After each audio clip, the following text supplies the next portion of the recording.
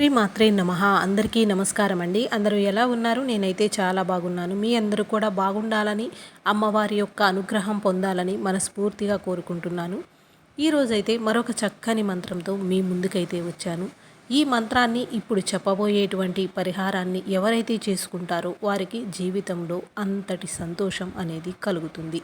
అంటే మీరు ఏ విధంగా అమ్మవారిని వేడుకుంటున్నారు, ఏ కోరిక నిమిత్తం అమ్మని వేడుకుంటున్నారో ఆ కోరిక అనేది తీరుతుందనమాట. అది మనుషుల గురించి కావచ్చు, అవసరాల గురించి కావచ్చు, మీకున్నటువంటి ఆర్థిక సమస్యల గురించి కూడా అమ్మవారి మంత్రాన్ని జపించుకోవచ్చు. ముఖ్యంగా మనం చెప్పబోయేటువంటి పరిహారంతో కూడిన ఈ మంత్రబలం అనేటువంటిది భార్యాభర్తలకి, విడిపోయినటువంటి ప్రేమికులకి, ఇట్లాంటి వాళ్ళకి చాలా చక్కగా పనిచేస్తుందనమాట. ఎంతో కాలంగా ఎన్నో సమస్యలతో బాధపడుతూ ఉన్నాము, మాకు ఎంత అన్యోన్యంగా ఉండాలి అనుకున్నా ఏదో ఒక రకమైన సమస్య అనేది వచ్చి మమ్మల్ని వెంటాడుతూ ఉంది, ఎప్పటికప్పుడు మా జీవితంలో సంతోషం అనేది లేదు అని బాధపడేటువంటి భార్యాభర్తలకి ఖచ్చితంగా చక్కగా పనిచేస్తుందన్నమాట. కాబట్టి విడిపోయినటువంటి ఎవ్వరి కోసమైనా ఈ పరిహారాన్ని చేసుకోవచ్చు. ఎదుటివారి యొక్క ప్రేమను పొందటానికి కూడా ఈ పరిహారం అనేది చేసుకోవచ్చు. మళ్ళీ మళ్ళీ ఎవరి కోసం చేయాలి, ఎలా చేయాలి అని అస్సలు కామెంట్ చేయొద్దండి. వీడియో అనేది పూర్తిగా చూడండి, ఎక్కడ స్కిప్ చేయకుండా చూడండి. అప్పుడే నీకు ఏం చెప్తున్నాము, ఎలా చేయాలి పరిహారము, ఏ రోజున మొదలు పెట్టాలి అనేటువంటి విషయాలు క్లియర్గా తెలియజేస్తాను. వీడియో నచ్చితే లైక్ చేయండి, మన ఛానల్ని సపోర్ట్ చేసి మరి కొంతమందికి ఈ వీడియో షేర్ చేయండి. ఇప్పుడైతే వీడియోలోకి వెళ్ళిపోదామండి. ముందుగా చెప్పినటువంటి విధముగా భార్యాభర్తల కోసం, విడిపోయినటువంటి ప్రేమికుల కోసం ఈ పరిహారం అన్నమాట. దానికోసం మీరు ఏదైనా ఒక మంగళవారం రోజు కానీ, శుక్రవారం రోజు కానీ, ఇంకా అతీంద్రియమైన శక్తులు కలిగినటువంటి పౌర్ణమి, అమావాస్య రోజులలో అయితే ఈ పరిహారము, ఈ మంత్రబలం అనేది చాలా చక్కగా పనిచేస్తుంది. అమ్మవారికి మంగళవారము, శుక్రవారము, పౌర్ణమి, అష్టమి తిథులు అనేటువంటివి చాలా ప్రీతికరమైనటువంటి తిథులు అన్నమాట. కాబట్టి ఆ రోజులలో మీరు ఈ పరిహారాన్ని చేసినట్లయితే మీకు అద్భుతమైన ఫలితం కలుగుతుంది. దానికోసం మీరు ఏం చేస్తారు అంటే కనుక, ముందుగా అమ్మవారిని మనస్సులో తలుచుకుంటూ మీరు ఎవరి గురించి అయితే పరిహారాన్ని చేస్తున్నారో వారి కోసము అమ్మని వేడుకోండి. అలా చేసిన తరువాత మీకు ఖచ్చితంగా ఈ పరిహారానికైతే 2 రావి ఆకులు అనేటువంటివి కావలసి ఉంటాయండి. అలా మీ ఊరిలో ఎక్కడైనా సరే రావి చెట్టు అనేది ఎవరికైనా అందుబాటులో ఉంటూనే ఉంటుంది కదా. చక్కగా మీకు దగ్గరలో ఉన్నటువంటి ఏదైనా ఒక రావి చెట్టు దగ్గరికి వెళ్ళండి. అలా వెళ్ళిన తరువాత మీ మనసులో ఉన్నటువంటి కోరిక అనేది ఆ రావి చెట్టుకి నమస్కరించుకొని వేడుకోవలసి ఉంటుంది. అంటే మనకి ఎక్కువగా దేవాలయాల్లో రావి చెట్టు అనేది కనబడుతూ ఉంటుంది. వేప చెట్టు, రావి చెట్టు కలిసి ఉంటే మనకి ఎక్కువగా కళ్యాణం కూడా చేస్తూ ఉంటారనమాట. అలాగే సంతానం లేని వారికి రావి చెట్టు చుట్టూ ప్రదక్షిణలు చేసినా కూడా సంతాన భాగ్యం అనేది తొందరగా కలుగుతుంది. అంత పవిత్రమైనటువంటి, అంతటి శక్తి కలిగినటువంటి ఈ రావి ఆకులతో మనం ఈరోజు పరిహారాన్ని చేయబోతూ ఉన్నామన్నమాట. దానికోసం మీరు ముందుగా 2 రావి ఆకులను తీసుకోవలసి ఉంటుంది. కాబట్టి రావి చెట్టు దగ్గరకు వెళ్ళి మీ మనసులో ఉన్న కోరికను తీర్చమని ఆ అమ్మవారిని వేడుకుంటూ మీ ఆకులనేవి, అందిన ఆకులను 2 ఆకులను తుంపుకోండి. అంటే ఆకుకి కాడ అనేది చక్కగా ఉండాలి. అలాగే ఆకు చిరుగులు కానీ ఏదైనా బొక్కలుగా అంటే వేరే రంధ్రాల్లాగా ఉన్నవి కాకుండా చక్కగా ఉన్నటువంటి మంచి ఆకులను కాడలతో కలిపి ఉన్న వాటిని 2 రావి ఆకులను తీసుకోండి. అలా తీసుకొని ఇంటికి వచ్చి వాటిని శుభ్రంగా కడగండి. అలా కడిగిన తరువాత సాయంత్రం పూట సంధ్యా సమయంలో చక్కగా మీరు శుచిగా, శుభ్రంగా స్నానం అనేది ఆచరించండి. ఎందుకంటే ఇది అమ్మవారి యొక్క మంత్రంతో కూడినటువంటి పరిహారం కాబట్టి మనం శుచిగా ఉన్నప్పుడు మాత్రం చేసుకుంటే ఫలితం చాలా బాగా వస్తుంది.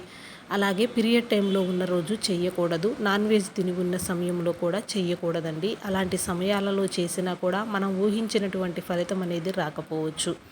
కాబట్టి ఈ 2 విషయాలను గమనించి మిగతా సందర్భంలో చేసుకోవచ్చు. కేవలం మంగళవారమే, శుక్రవారమే అని కాదండి, ఏ రోజుల్లో అయినా చేసుకోవచ్చు. కానీ అమ్మవారికి ప్రీతికరమైనటువంటి రోజులు అవి కాబట్టి మీకు ప్రత్యేకంగా ఆ రోజున చేయండి అని వివరంగా తెలియచేస్తూ ఉన్నాము. అలా ఆకులను తీసుకువచ్చి మీరు శుచిగా స్నానము చేసిన తరువాత ఆ యొక్క ఆకులను శుభ్రంగా కడిగి దానికి పసుపు అనేది చక్కగా రాయండి. అంటే ఆకు మొత్తం కూడా లోపల భాగంలో పసుపు అనేది రాసి కాసేపు అట్లా ఆరనివ్వాలన్నమాట. ఆరిన తరువాత ఆకు మీద మీరు ఏదైనా ఒక పెన్నుతో అయినా సరే, స్కెచ్ పెన్నులు లాంటివి మనకి చక్కగా పడతాయండి. బ్లాక్ కలర్ యూస్ చేయవద్దు, గ్రీన్ కలర్ కానీ ఏదైనా యూస్ చేయవచ్చు అనమాట.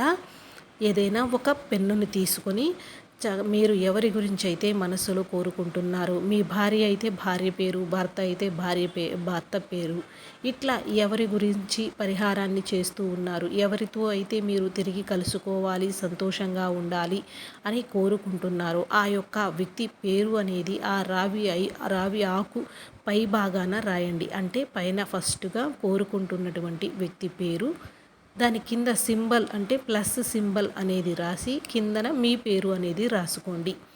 ఇలా రాసిన తరువాత అపరాజిత అనేటువంటి మంత్రాన్ని పై భాగంలో అంటే పేర్లు కింద ఉండాలి, అన్నిటికన్నా పైన అపరాజిత అనేటువంటి మంత్రాన్ని రాయవలసి ఉంటుంది.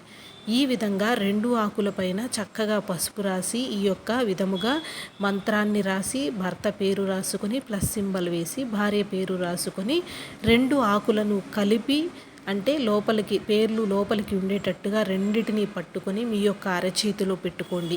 అలా పెట్టుకున్న తర్వాత వారాహి అమ్మవారికి మరొక్కసారి మీ కోరిక తీర్చమని, మీరు మీ జీవిత భాగస్వామితో కలిసి సంతోషంగా ఉండేలాగా అమ్మవారిని మనస్ఫూర్తిగా వేడుకుంటూ ఈ యొక్క మంత్రం ఏదైతే ఉందో దానిని 108 సార్లు కానీ 1008 సార్లు కానీ జపించండి. ఇలా చేయటం వలన కేవలం కొన్ని గంటలలోనే మీరు ఎవరి గురించి అయితే ఈ పరిహారాన్ని చేస్తూ ఉన్నారో, ఎవరి కోసం అయితే మీరు పరిహారాన్ని చేస్తూ ఉన్నారో ఆ వ్యక్తి వద్ద నుంచి మీకు కావలసిన విధమైనటువంటి, మీరు కోరుకున్న విధమైనటువంటి మార్పు అనేది వస్తుందన్నమాట. కాబట్టి ఎవ్వరూ కూడా ఈ యొక్క అవకాశాన్ని అస్సలు మిస్ చేసుకోకుండా ఖచ్చితంగా ఈ యొక్క పరిహారం అనేది చేసుకోండి. అలా చేసిన తరువాత మళ్ళీ ఈ అందరికీ సందేహం ఉంటుంది, ఈ ఆకులను ఏం చేయాలి అని అంటే కనుక, మీ పరిహారం పూర్తి అయిపోయిన తరువాత ఆ ఆకులను తీసుకుని వెళ్ళి మీరు ఎక్కడ నుంచి అయితే తెచ్చారో ఆ రావి చెట్టు దగ్గరకు వెళ్ళి కొద్దిగా అంటే రావి చెట్టు కింద భాగంలో మట్టి వేర్లు ఉంటాయి కదండి, చెట్టు కిందన ఎక్కడైనా సరే కొద్దిగా మట్టి తీసి ఈ యొక్క ఆకులను పెట్టి పైన ఒక పెద్ద బరువు లాంటిది పెట్టాలన్నమాట. అంటే ఒక రాయి లాంటిది బరువైనది పెట్టండి. అలా చేయటం వలన మీ కోరిక అనేది ఇంకా తొందరగా తీరుతుంది. ఆ రావి చెట్టులో ఉన్నటువంటి మహిమాన్వితమైనటువంటి శక్తుల వలన, ఈ వారాహి అమ్మవారి యొక్క అద్భుతమైనటువంటి మంత్రోచ్చారణ మంత్ర బలం వలన మీరు ఏదైతే కోరుకున్నారో, ఎలాంటిది జరగాలని ఊహించుకున్నారో ఆ కోరిక అనేది వితిన్ అవర్స్లోనే తీరిపోతుందన్నమాట. ఇది అమ్మవారికి ఇష్టమైన రోజులలో చేయటం వలన ఇంకా 100కి 1000% అద్భుతమైన ఫలితం అనేది మీకు తిరిగి వస్తుంది. కాబట్టి ఇప్పుడు చెప్పిన విధంగా చెప్పిన వారములలో చెప్పిన తిథులలో ఎవరైతే అమ్మవారిని శుచిగా శుభ్రంగా స్నానమాచరించి పూజించుకొని ఈ పరిహారం చేసుకుంటారో, వారి జీవితంలో వారు దేనికోసమైతే కోరుకొని ఈ పరిహారం చేస్తారో వారికి ఆ కోరిక అనేది తీరిపోతుంది. అలాగే మీ భర్త చెడు వ్యసనాలకు బానిసైపోయి పరాయి స్త్రీతో సంబంధం పెట్టుకొని మీరు బాధపడుతూ ఉన్నట్లయితే కనుక మన కమ్యూనిటీ పోస్ట్లో గురువుగారి నెంబర్ అనేది ఇవ్వటం జరిగిందండి. ఆ గురువుగారు వశీకరణ గురించి కానీ, చెడు ప్రయోగాలు ఏదైనా జరిగి ఉన్నా కానీ, దేనికైనా సరే కేవలం ఒక్క ఫోన్ కాల్ ద్వారా మీ సమస్యకు పరిష్కారాన్ని తెలియజేస్తారు. ఖచ్చితంగా మీ వివరాలు అనేవి కూడా గోప్యంగా ఉంచబడతాయి. ఒక్కసారి కాల్ చేసి చూడండి. Thank you.